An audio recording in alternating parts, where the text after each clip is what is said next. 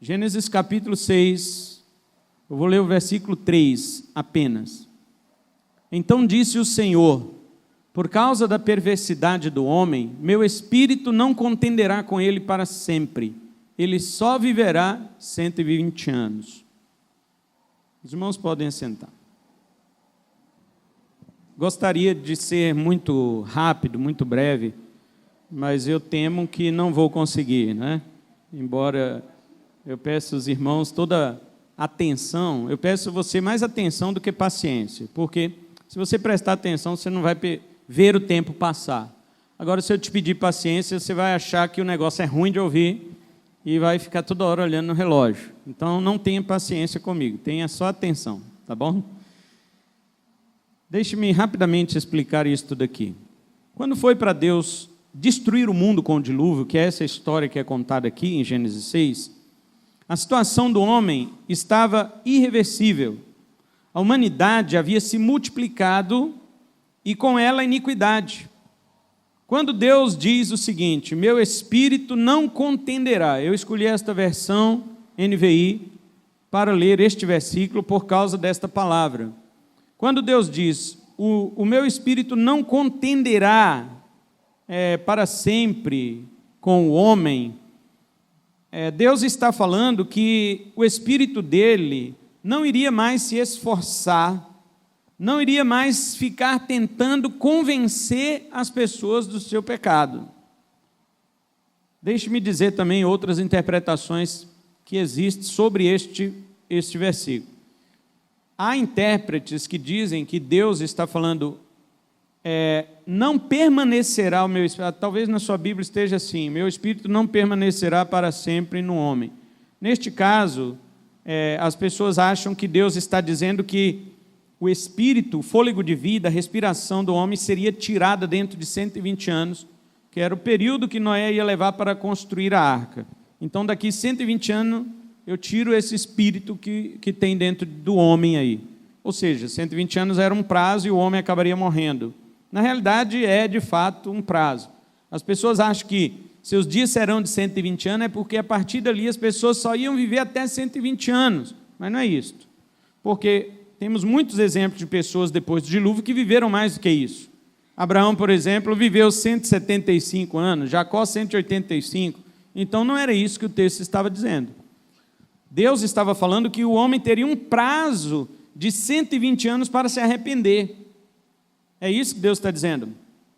Noé tinha 480 anos nessa época, quando Deus resolveu em seu coração destruir o mundo com o dilúvio. E quando Noé completou 500 anos, Deus ordenou que ele construísse a arca, a qual levou 100 anos para ser construída.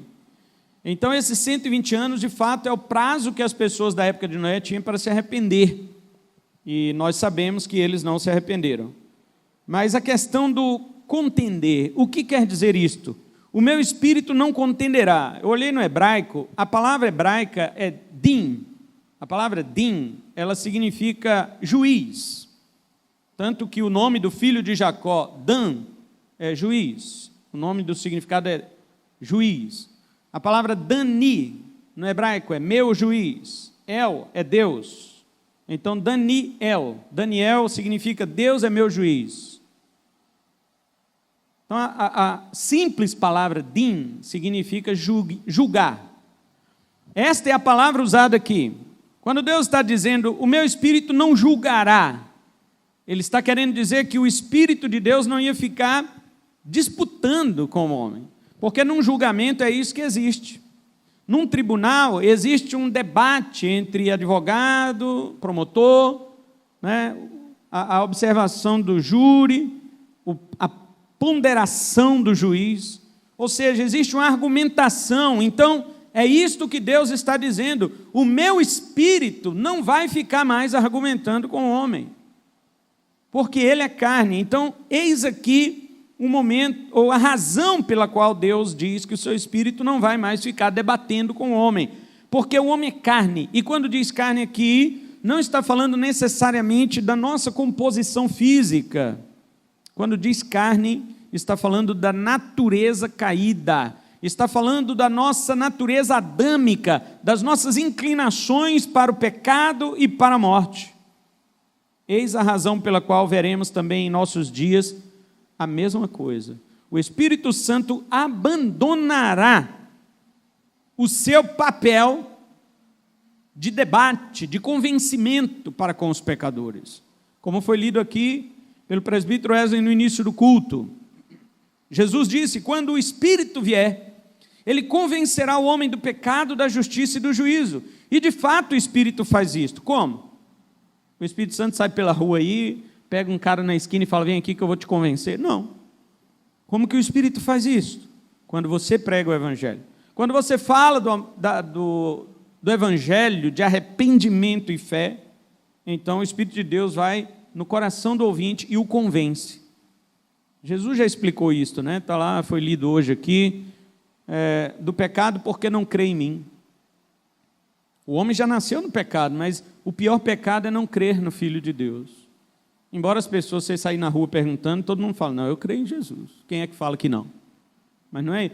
Olha, eu ouvi uma frase do pastor Josemar Bessa e eu repito ela para nós aqui hoje. Tudo que a Bíblia nos ordena, observe se o diabo faz aquilo. Se ele fizer, então você deve fazer melhor. Senão você está no nível do diabo. Quando diz assim, Paulo fala em Romanos 10:9, se com a tua boca confessares que Jesus é o Senhor, e no teu coração creres que Deus ressuscitou do morto, serás salvo. Quem é que não crê que Jesus ressuscitou dos mortos? Todo mundo crê, até o diabo, ele estava lá, ele viu. E quem é que não diz com a boca que Jesus é o Senhor? Pergunta aí fora, todo mundo diz.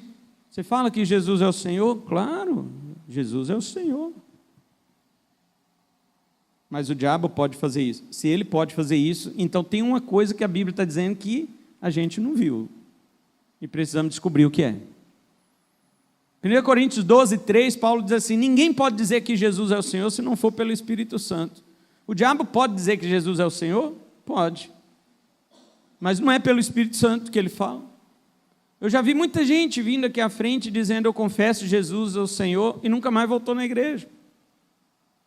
Isso não foi pelo Espírito Santo. Mas Paulo está dizendo que ninguém pode dizer que Jesus é o Senhor senão pelo Espírito Santo. Então o que é isso? Existe algo aí que nós precisamos saber o que é. O Espírito convence o homem, sim, do pecado, por quê? Porque não crê em Jesus. Da justiça, porque Jesus disse: eu vou para o Pai e vocês não me verão mais. Jesus está dizendo: o único justo que pode ir ao Pai sou eu. Por sua própria justiça você não pode ir ao Pai. Quem vem ao Pai tem que vir por mim, ele falou. E do juízo, porque o príncipe deste mundo já está julgado. Ele está dizendo: se o diabo, que é o príncipe deste mundo, já está julgado e acabou para ele, imagina as pessoas que também não se converterem. Elas terão o mesmo destino do julgamento. Mas o Espírito Santo, ele vai fazer o que ele fez aqui. Nos dias do dilúvio, antes do dilúvio, o Espírito de Deus falou o seguinte: eu não vou mais ficar debatendo com o homem. E em nossos dias está acontecendo a mesma coisa. Eu vou mostrar isso para os irmãos. O Espírito fará o mesmo em nossos dias, abandonará os homens, porque eles são carne, e como tal são inclinados para as coisas da carne e consequentemente a morte, como diz Paulo em Romanos 8, 5-8. Então é um pouco disto que nós iremos falar hoje, sobre as trágicas consequências que ocorrem sobre uma sociedade ímpia, quando o Espírito de Deus decide que não mais irá convencê-la de seus pecados. Se o Espírito de Deus decidir que não vai mais convencer alguém do pecado, esse alguém está perdido. Embora o homem não gosta quando ele é convencido disso, ele não gosta. Quando você prega o Evangelho, prova para o homem que o homem é pecador, ele nasce assim, não como os filósofos contemporâneos falavam, né? Bertrand Russell dizia que o homem é uma tábua rasa, ele nasce sem nenhuma influência, sem nenhum pecado, é a sociedade que corrompe ele. Mas espera aí, que sociedade é essa que corrompe o homem? Não é o próprio homem? Mas quem corrompeu a sociedade? Os irmãos entendem como que a filosofia do homem é vã? A Bíblia chama isso de sofisma. Sofisma é um tipo de raciocínio que parece inteligente, mas quando você coloca ele debaixo do critério da observação, você vê que ele não pode suportar o argumento. Mas as pessoas não querem pensar, elas não querem raciocinar, elas querem uma frase pronta. E se a frase for bonita, beleza, é verdade. Mas existe um grande sofisma na fala do homem, e nós, segundo diz o apóstolo Paulo, 2 Coríntios 10, 4 e 5, ele diz que nós devemos pegar toda altivez, toda soberba, todo sofisma deste mundo que se levanta contra o conhecimento de Deus e tornar tudo isso cativo, junto com o nosso pensamento, à obediência de Cristo. É isso que Paulo diz. Então vamos falar sobre 3 coisas que podem acontecer com você se o Espírito de Deus disser assim: não vou mais te convencer do pecado. Você já entendeu, né, que o Espírito fez isso antes do dilúvio e está fazendo em nossos dias. Vamos lá, primeira coisa: se o Espírito de Deus disser que não vai mais te convencer do pecado, a tua consciência, em primeiro lugar, a tua consciência começará a se cauterizar. Os irmãos sabem o que é uma consciência cauterizada? Aliás, o que é uma cauterização, né? Os médicos trabalham com isso, eles... Existe cauterização por queimadura, é o que torna algo insensível, né? Quando a nossa consciência é cauterizada, ela é queimada, ela se torna insensível. O apóstolo Paulo fala isso em 1 Timóteo, capítulo 4, verso 2.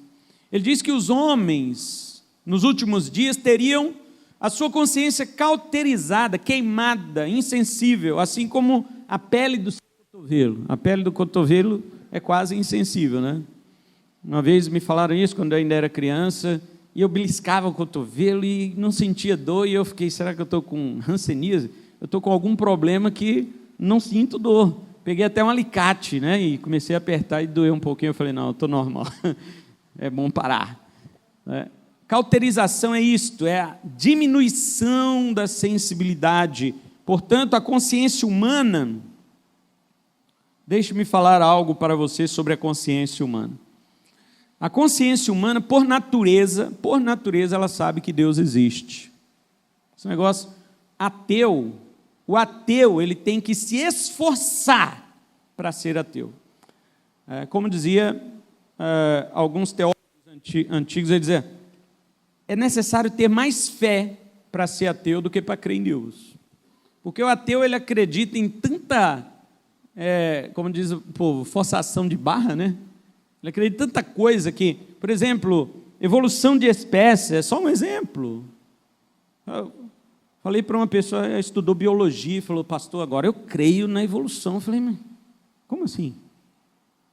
Falando da macroevolução? Sim, eu creio, mas você acredita que uma espécie evoluiu e passou a ser outra?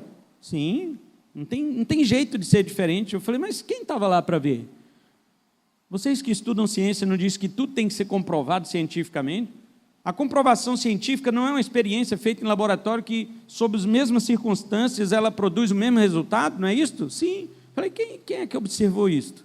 Ah, não, mas é porque levou milhões de anos. Então, quem é que viveu milhões de anos e viu? Não tem que ser observado?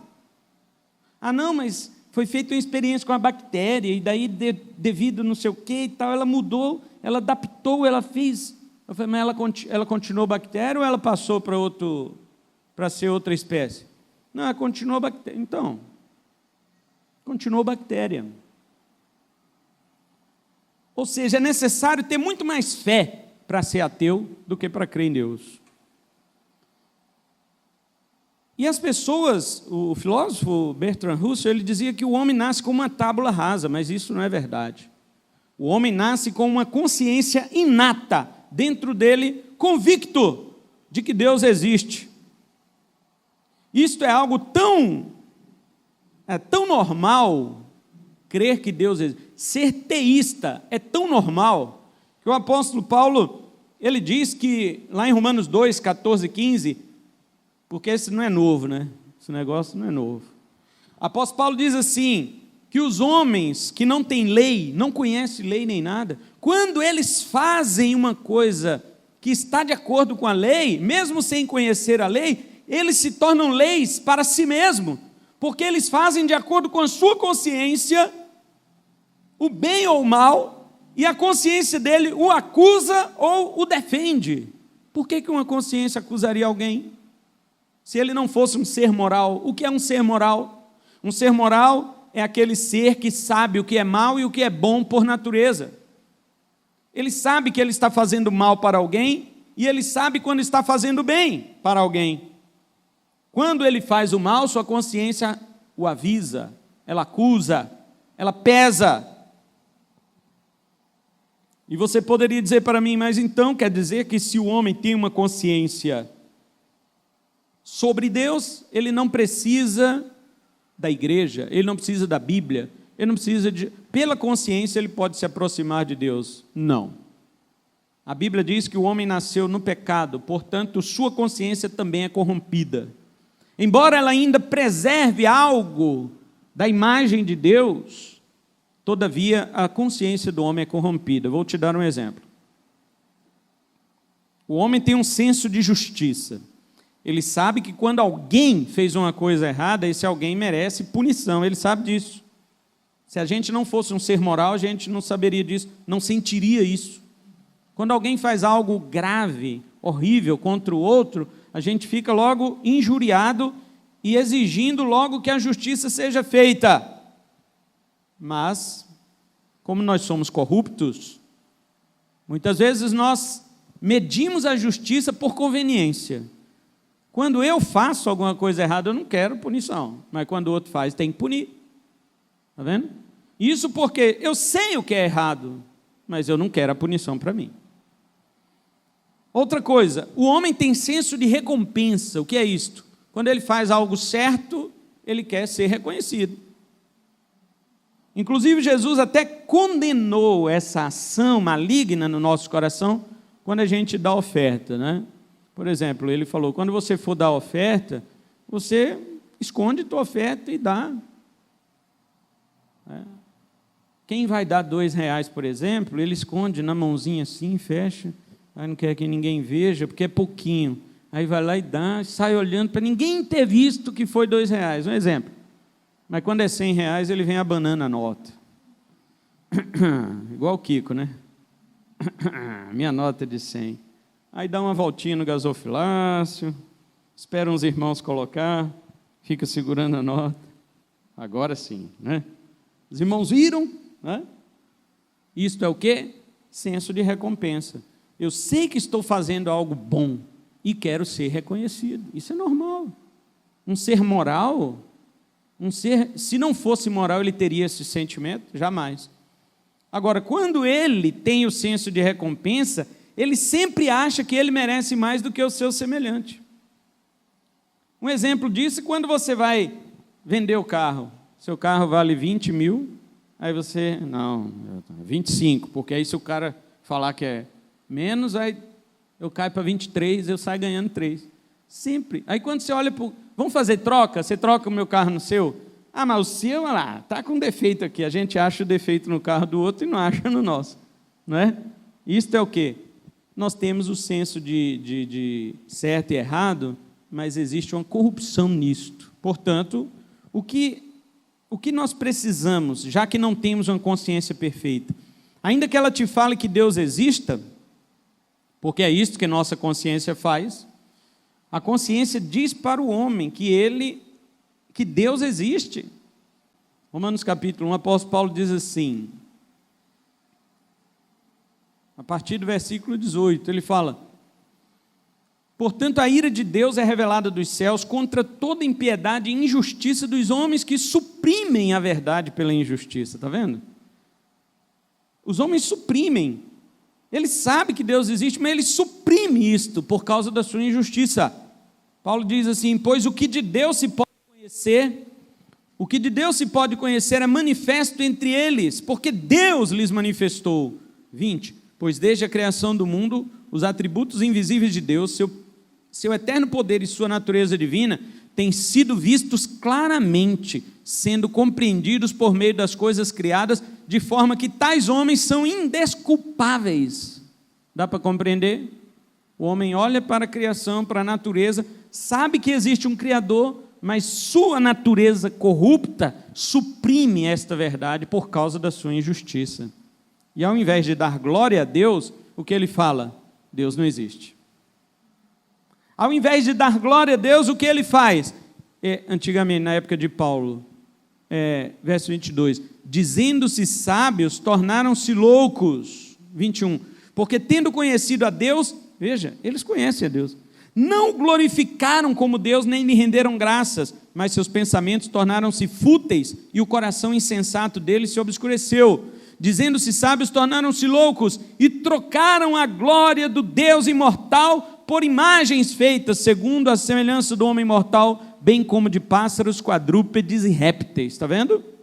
Eles tiraram a glória de Deus e transferiram para a criatura ou para as coisas que eles fabricaram, o que é chamado de ídolo. Eles tiraram a glória de Deus, passaram para imagens feitas segundo a semelhança do homem. Então, primeiro o cara fez a imagem de homem para adorar. Segundo, de pássaros, já caiu, não é homem mais, é pássaro. De quadrúpede, está piorando.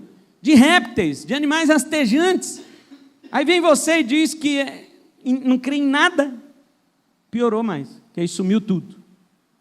Mas no fim das contas, você crê em você mesmo.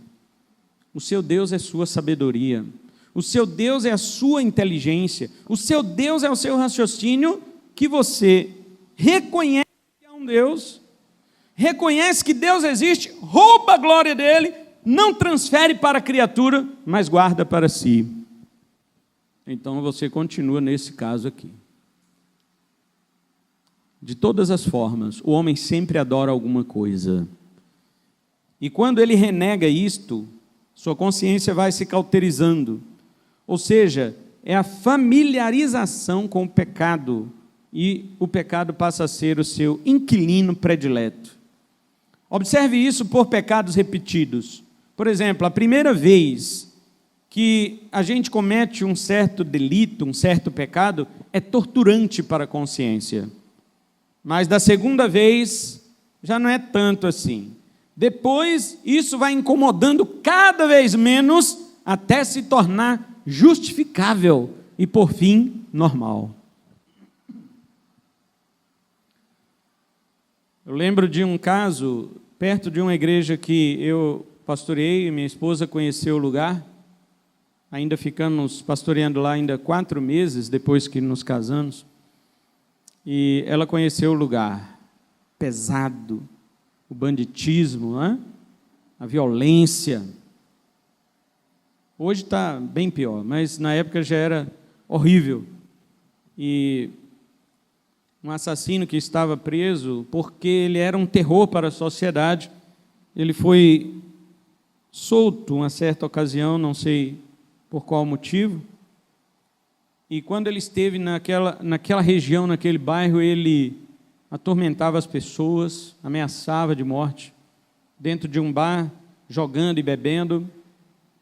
Ele bateu no rosto de um rapaz, um menino, ainda menor de idade, que foi para casa e voltou com uma faca.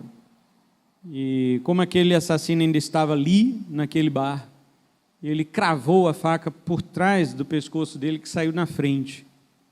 E quando aquele cara caiu, as pessoas do bar pegaram um revólver e deram para o menino. Falaram: acaba de matar.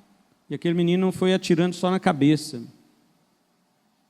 E depois, quando acabaram-se as balas, o menino pegou uma pedra na rua e começou a bater na cabeça dele e esmagar todo o crânio daquele rapaz. E aquele assassino morreu ali, e o menino ficou parado diante do cadáver, dentro daquele bar. A polícia chegou, olhou para ele, desfigurado, irreconhecível, e falou: quem é? Fulano. Aí falou: então, quem foi? Foi o fulano, né? Falaram o apelido do rapaz. E ele estava ali. Falou: foi eu. A polícia disse: então vai embora, porque você nos fez um favor e nós não queremos te levar em flagrante, você também é menor, vai embora, é melhor para você. E ele foi andando, ele não foi correndo, ele foi andando. Mas foi a primeira vez que ele fez isso. Depois, ele se tornou o novo assassino do bairro. Não é? Então, as coisas, a primeira vez, nós estamos falando de um pecado que é não matarás, que para nós ele é vertiginoso, só que, quando fala disso com pecados menores, é a mesma coisa. Quando fazemos pequenos pecados, e depois eles passam a não ter mais significado. Então nós vamos praticando, vivendo, daqui a pouco justificando e por fim é normal. Sabe o que acontece?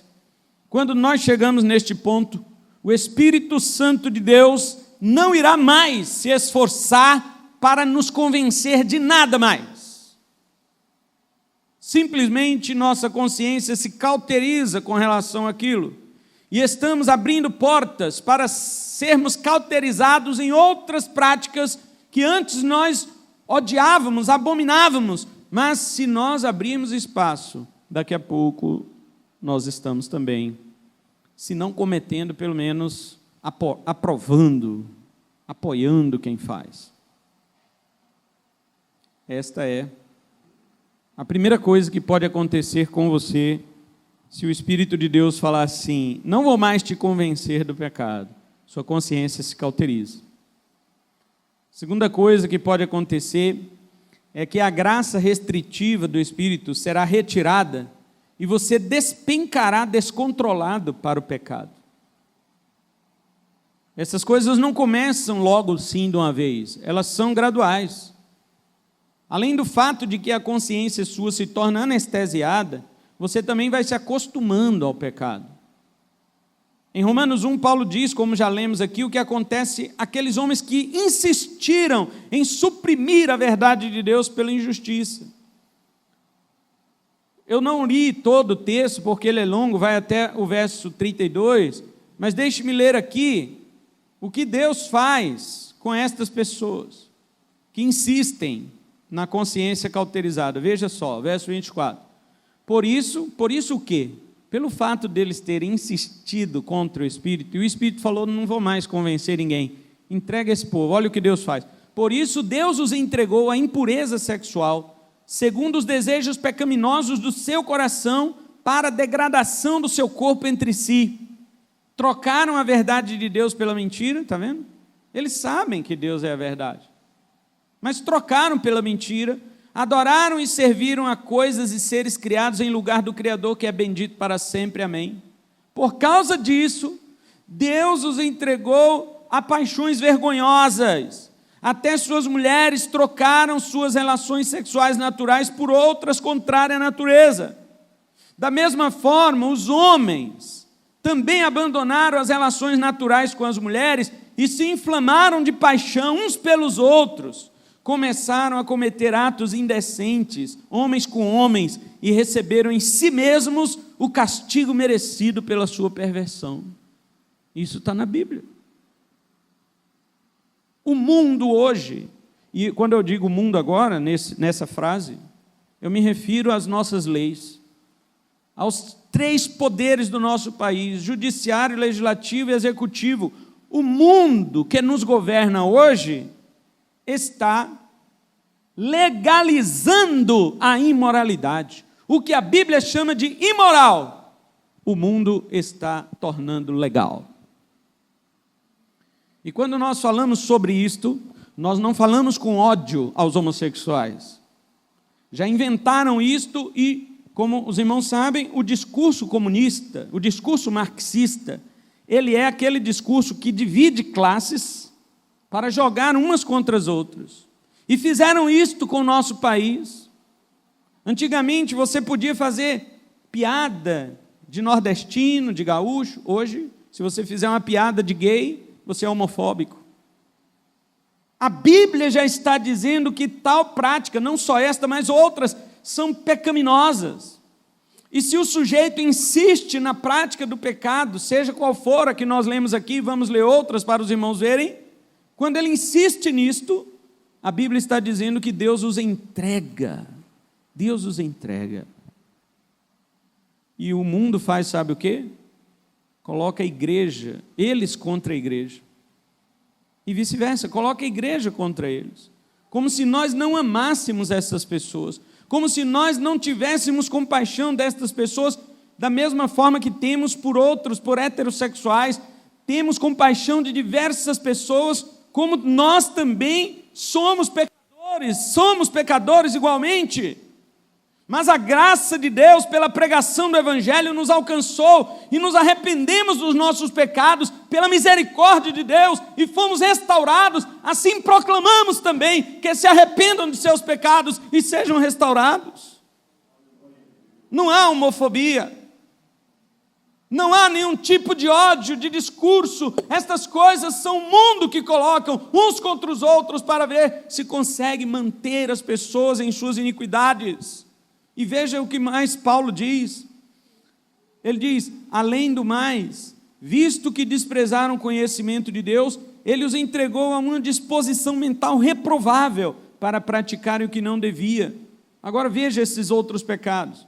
Tornaram-se cheios de toda sorte de injustiça, maldade, ganância, depravação, estão cheios de inveja, homicídio, rivalidades, engano, malícia, são bisbilhoteiros, caluniadores, inimigos de Deus, insolentes, arrogantes e presunçosos, inventam maneiras de praticar o mal, desobedecem a seus pais, são insensatos, desleais, sem amor pela família, implacáveis. Nós temos mais 21 pecados colocados aqui pelo apóstolo. Paulo não está dizendo que somente uma classe de pessoas se torna reprovada diante de Deus. E aqui ele não encerra a lista. Ele apenas está ilustrando que todas as classes de pessoas que insistem nestas coisas, elas são desprezadas por Deus. Você sabe o que não fez o mundo ainda se destruir, se autodestruir? É a graça restritiva do Espírito Santo. O Espírito de Deus ainda estende sua mão restritiva sobre as pessoas para que elas não caiam na pior maldade. O homem ainda não é tão mau quanto ele pode ser. Você pode pensar no pior homem que já existiu, e mesmo assim ainda tinha como ele fazer pior. E você pode pensar no melhor homem que você conhece, mas todas as sementes do mal estão plantadas em seu coração. Estão à disposição para acontecer. Quem diria, por exemplo, no caso que eu citei daquele jovem, que um jovem inofensivo poderia se tornar o próximo assassino do bairro? Quem diria isto? Mas o que acontece é que dentro do coração dele, como dentro do coração de cada um de nós, estão as piores sementes. Talvez elas não encontraram ainda a superfície para dar aquele mesmo resultado, não encontrou o mesmo ideal, não encontrou a mesma esfera de ação. É por isso que talvez não aconteceu. Por exemplo, Caim matou Abel por quê? Porque Deus aceitou a oferta de Abel e não aceitou a oferta de Caim, mas Deus tinha seus motivos. Caim não se interessou por isso, pelos motivos de Deus. Ele falou: devia me aceitar e pronto. Deus falou: não. Os homens de hoje não são assim. Eles dizem: Deus tem que me aceitar do jeito que eu sou e pronto. Deus fala: não, não é assim. Eu não aceitei Caim, vou aceitar vocês. As coisas têm que ser do meu jeito, diz Deus. Deus diz para Caim assim: se tu tivesses feito bem, eu não teria te aceito, Caim. Mas você faz o mal. E ele nem havia matado Abel. Você faz o mal, e é por isso que eu te rejeito. Ele não se importou. Você tem que me aceitar e pronto. Os homens de hoje é assim. Não, eu sou assim. Deus tem que me aceitar do jeito que eu sou. Quero dizer, irmãos, que estes pecados que nós lemos aqui, não quer dizer que Deus já rejeitou estas pessoas. Mas você sabe que onde que é o ponto em que Deus rejeita o indivíduo? É quando ele insiste tanto em seus pecados, quando ele trava o conhecimento de Deus, quando ele suprime a verdade pela injustiça, quando ele despreza a revelação, a glória do Evangelho, quando o seu pecado se torna algo constante e consciente, a graça de Deus vai sendo retirada e o homem vai sendo cada vez mais degradado e despencado para estas iniquidades. Aos Tessalonicenses, Paulo diz que isto se chama operação do erro. Operação do erro. E Deus entregará estas pessoas à operação do erro. Por quê? Verso 10, 2 Tessalonicenses 2, porque estas pessoas não acolheram o amor da verdade para serem salvas. Você vê, as pessoas hoje falam que o importante é o amor, né? O importante é amar. E elas vivem da maneira que querem. No entanto, Paulo está dizendo aqui que é o amor que salva é o amor da verdade e não o amor que você acha. As pessoas hoje falam, não, o importante é amar. Mas espera aí, o que é amor? Vamos definir as coisas. O que é amor? Paulo está dizendo que o que salva é o amor da verdade. E Jesus diz em João 17, na sua oração, Pai, santifica-os na verdade, a tua palavra é a verdade. Se o teu amor, se o meu amor, se o amor da humanidade não for como o amor da verdade, não é amor. E se não é amor, Deus não é obrigado a aceitar. Vai ser mais um Caim, dizendo, devia me aceitar, e Deus dizer, não, eu só te aceito se for do meu jeito. E Caim dizendo, tu tem que me aceitar do meu. Adivinha quem ganhou?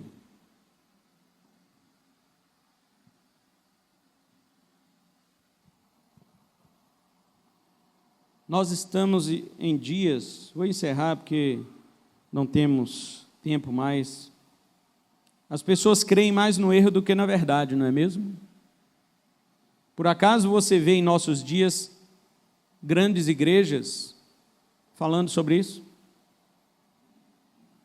Por acaso você vê grandes conversões onde se prega a verdade pura? Você vê?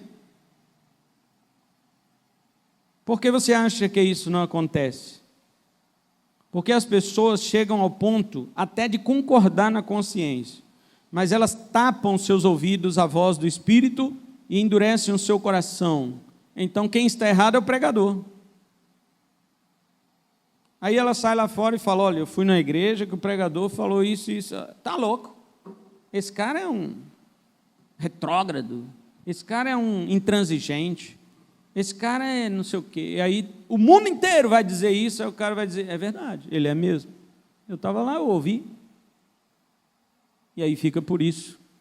O que acontece com a consciência? Fica falsamente tranquila nas suas iniquidades e a graça de Deus vai se afastando, se afastando. Por isso eu digo uma frase aqui para você antes de encerrar. O pior não é quando o indivíduo abandona Deus. O pior é se Deus abandonar o indivíduo. Isto é o pior. Então, antes que o juízo chegue repentinamente, como Jesus falou que foi nos dias de Noé, né? Não foi à toa que Jesus usou os dias de Noé como exemplo. Como foi nos dias de Noé, será nos dias da vinda do Filho do Homem. Nós já estamos vivendo os dias da vinda do Filho do Homem. E nós olhamos para o mundo ao nosso redor e vemos exatamente as pessoas como nos dias de Noé. Agora Jesus diz, as pessoas na época de Noé não perceberam que ele entrou na arca, a não ser quando veio o dilúvio, porém tarde demais. Mateus 24, 38, 39.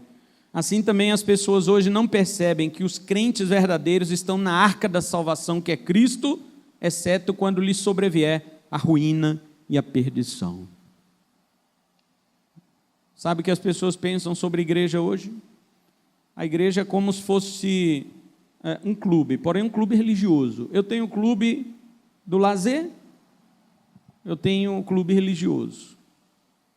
Elas pensam que a igreja é só um lugar para vir, para frequentar, para que Deus não fique muito chateado comigo. Deus vai ficar, se eu estiver indo na igreja, Deus vai ficar tranquilo. As pessoas acham que isso apazigua a Deus. Então elas têm a igreja como um clube religioso, para depois dizer assim, não, eu tenho meu trabalho, eu tenho minha família, tenho meu lazer e tenho minha religião. Mas não é isto. A questão vai muito além. Caim também tinha uma religião. Afinal, ele ofereceu a oferta dele antes de Abel, né? Primeiro quem ofereceu foi Caim. Quem fez a oferta para Deus foi ele. Se Deus realmente fosse se impressionar com isso, ele ia falar assim, Abel, não vou aceitar a sua não, porque Caim fez primeiro. Não, Deus não se impressiona. Deus olha para o coração. E quando falamos de coração, não estamos falando daquele músculo bombeador de sangue, não. Nós estamos falando das fontes da vida do homem, de onde procede todo o nosso pensamento, todas as nossas intenções e todas as nossas ações. Deus olha para essa fonte. Se essa fonte estiver contaminada, tudo que sair de lá é ruim, ainda que você faça coisas boas. Eu vou ajudar um pobre. Eu vou no seu... Tudo bem. Faz um grande favor para o pobre e também para a sociedade. Mas para Deus não tem valor nenhum, porque Deus olha para o coração do indivíduo e vê que a fonte de onde jorra até isso é uma fonte contaminada. Contaminada pelo pecado, contaminada por uma rebeldia contra Deus, que olha para Deus e fala, tu tem que me aceitar do jeito que eu sou e pronto. É dessa fonte que brotam as boas ações que todo mundo aplaude. Deus não pode aplaudir. É até bom para a pessoa que você faz. Já pensou um cara com fome? Você chega lá com a cesta básica? Já pensou uma pessoa com frio? Você chega lá com roupas e agasalhos? É bom. Mas para Deus só vai servir se você fizer todas estas obras em Cristo. Fora de Cristo, o nosso coração é corrompido e tudo que brota dele é envenenado.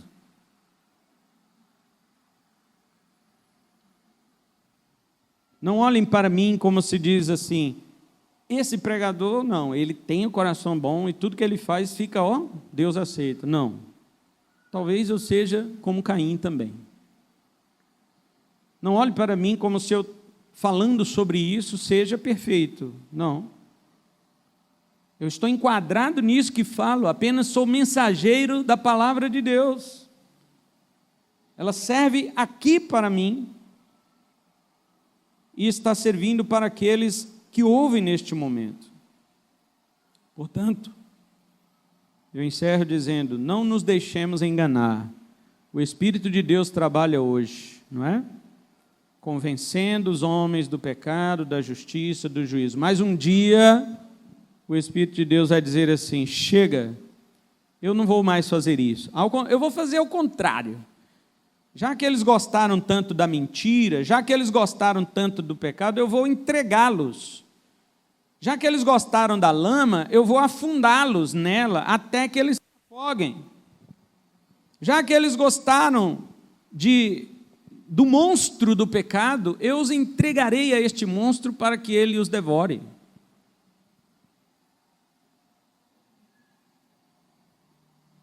E eu digo aos crentes, nós crentes, isso também se aplica a nós.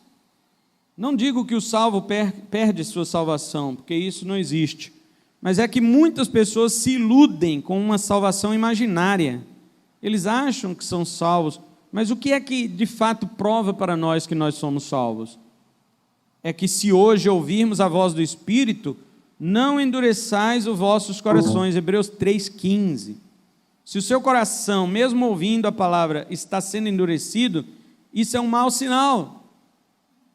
Se você ouve estas palavras e fica aqui apreensivo, impressionado, mas da porta para fora, tua vida volta ao normal, isso é preocupante.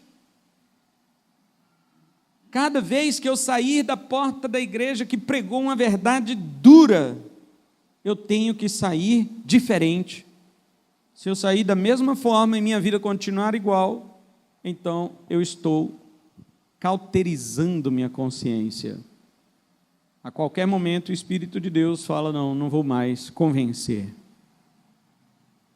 Então eu te convido, venha a Cristo hoje mesmo, arrependido e contrito no seu espírito. Peça a Ele para reacender sua consciência, talvez com tanta mídia, né? Assistindo Globo, assistindo certos tipos de reportagem, lendo qualquer outras coisas, você ficou pensando que nem um mundo.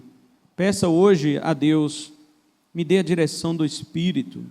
Mais do que isso, reconheça que tua consciência é falha por causa do pecado e dê atenção à palavra, porque só a palavra de Deus pode corrigir tua consciência. Só.